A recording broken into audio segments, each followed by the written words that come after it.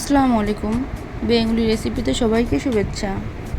আজ আমি গোবিন্দভোগ চাল দিয়ে খুবই সহজে একটি দুর্দান্ত স্বাদের পায়েস রেসিপি তৈরি করব। চলুন তাহলে রেসিপিটি শুরু করা যাক। রেসিপিটির জন্য এখানে আমি নিয়েছি 2 লিটার দুধ। এটা আপনারা প্যাকেট দুধও নিতে পারেন, খাঁটি গরুর দুধও নিতে পারেন, কোনো সমস্যা নেই। দুধটি আমি কিছুক্ষণের জন্য জাল করে নিব। 2 লিটার দুধের জন্য এখানে আমি 2 কাপ পরিমাণ চিনি দিয়ে নিয়েছি। আপনারা মিষ্টিটা বেশি চাইলে একটু বেশি দিয়ে নিতে পারেন। 2 লিটার দুধের জন্য 2 কাপ চিনি পারফেক্ট মিষ্টি। দিয়ে দিব 2 চিমটি লবণ।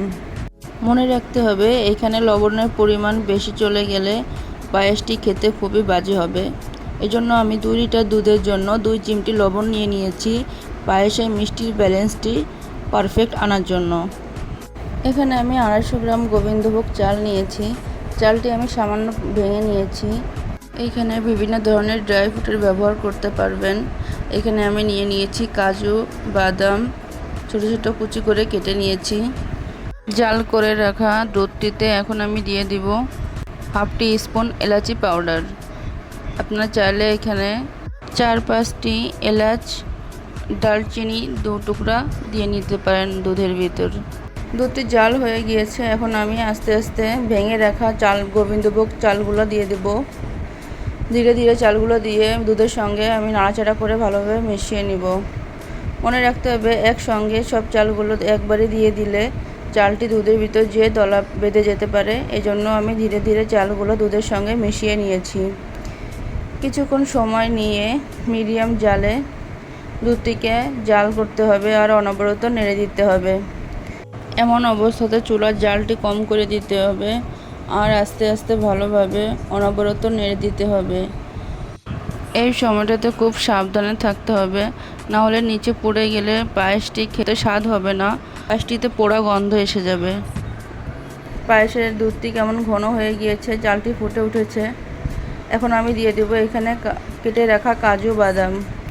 দিয়ে দুধের সঙ্গে আমি আবারও মিশিয়ে নেব। পায়েসের সঙ্গে বাদামগুলো ভালোভাবে মিশিয়ে আমি কিছু সময়ের জন্য আবারও জাল করে নিব। এমন অবস্থায় আমি পায়েসটি রান্না শেষ করব। আমার পায়েসটি রেডি হয়ে গিয়েছে। বাড়িতে নতুন কোনো মেহমান আসলে এই রেসিপি অনুযায়ী পায়েস তৈরি করে খাওয়ালে আশা করি তার অনেক পছন্দ হবে। আমার এই রেসিপিটি যদি আপনাদের ভালো লেগে থাকে আপনারা বাড়িতে ট্রাই করবেন। আমাকে কমেন্টসে জানাবেন আপনাদের কাছে খেতে কেমন লেগেছে। পায়েসটি পরিবেশনের আগে কিছুক্ষণ সময় নিয়ে পায়েসটি ঠান্ডা করে নিতে হবে। পায়েসটি ঠান্ডা হলেই তবে টেস্টটা খুব ভালো আসে। এখন আমি পায়েসটি পরিবেশন করে নিব। একটি বাটিতে আমি পায়েসটি নিয়ে এখানে আমি নিয়েছি পেস্তা বাদাম কুচি দিয়ে আমি পরিবেশন করে নিয়েছি। দেখুন দেখতে কেমন লাগছে। দেখতে যেমন সুন্দর খেতেও তেমন মজার। যারা এখন আমার চ্যানেলটি সাবস্ক্রাইব করেনি please like, comment, share and subscribe করবেন। বেল আইকনটি বাজিয়ে দিবেন নতুন নতুন ভিডিও সবার আগে পেতে। পরবর্তী ভিডিওটিতে আপনারা কি রেসিপি দেখতে চান আমাকে কমেন্টসে জানাবেন, আমি রেসিপিটি করার চেষ্টা করব।